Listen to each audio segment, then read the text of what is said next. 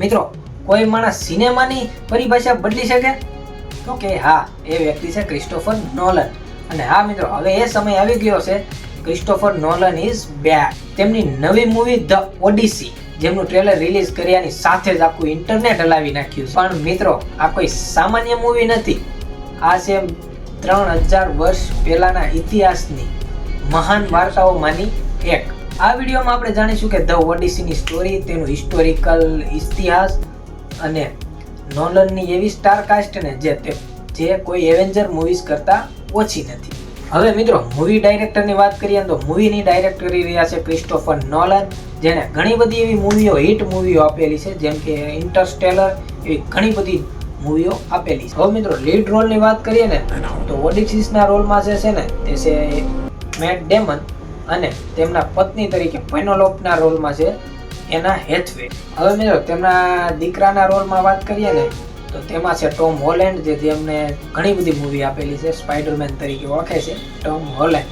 અને તેમના વિલનની સાઈડની વાત કરીએ તો વિલનના રોલમાં છે પેટિન્સન, અને તેમની સાથે ઝેન્ડાયા અને ચાર્લીઝ થેરોન, એટલે આખું હોલીવુડ ભેગું કરી નાખ્યું છે. હવે મિત્રો, ઓડિસીસ શું છે ને તેની વાત કરીએ તો મિત્રો, આ કહાની જે છે ને તે ગ્રીકના કવિ હોમરે 2800 વર્ષ પહેલા લખેલી છે. ટ્રોયના યુદ્ધ જીત્યા બાદ છે ને ઓડિસીસ જે આપણો હીરો છે ને તે પોતાના વતન ઇથાકા જવા નીકળે છે. પણ રસ્તામાં જે સમુદ્ર દેવ હોય છે પોસાઇડન, તેને નારાજ કરી બેઠે છે. ત્યારથી છે ને તેની આખી જે જર્ની હોય છે ને તે ખૂબ નરક જેવી બની જાય છે. મિત્રો, ત્યારથી જ ઓડિસીની જે જર્ની હોય ને તે ચાલુ થાય છે. અને સૌ પ્રથમ તેને એક આંખવાળો દૈત્ય મળે છે, જે સાયક્લોપ, અને કેનિબલ જાયન્ટ્સ, જાદુગરની સરસી, સાયરન્સનું ખતરનાક ગીત, અંડરવર્લ્ડની યાત્રા અને શીલા જેવી ભયાનક પસંદગીઓનો તેને સામનો કરવો પડે. અને મિત્રો, આ સફર તેનો ખૂબ જ ખતરનાક હોય છે. તેમાં જે તેની સાથે જે પોતાના સાથીઓ આવે છે ને તે બધાને પણ ગુમાવી બેઠે છે.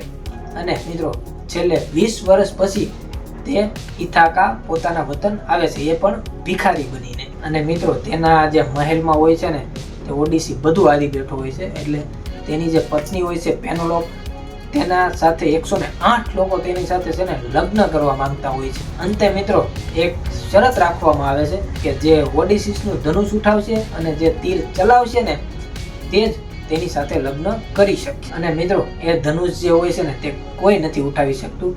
પછી જે ભિખારીના વેશમાં હોય ઓડિસી, તે ધનુષ ઉઠાવે. પછી જ શરૂ થાય છે મિત્રો ભયાનક અને ભયાનક રિવેન્જ, જે ઓડિસી લે છે અને પછી તે પોતાનું રાજ પાછું મેળવે છે. મિત્રો, તો ઓડિસી જે છે ને તે કોઈ ફક્ત મોન્સ્ટરની કહાની નથી, તે છે નેવર ગીવ અપ અને દિમાગની જીતની કહાની.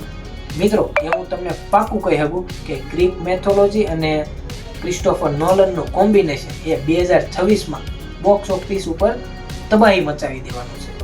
તમને આ મૂવી માટે કેટલું એક્સાઇટમેન્ટ છે ને તે કોમેન્ટમાં કહેજો. અને શું ટોમ હોલેન્ડ જે આ સિરિયસ રોલ છે તેમાં ફિટ બેસે છે કે નહીં તે પણ કોમેન્ટમાં જરૂર જણાવજો.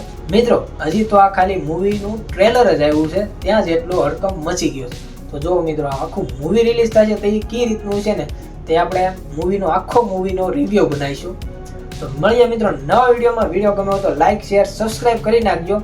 અને મળીએ મિત્રો નવા વિડીયોમાં. Keep tracking.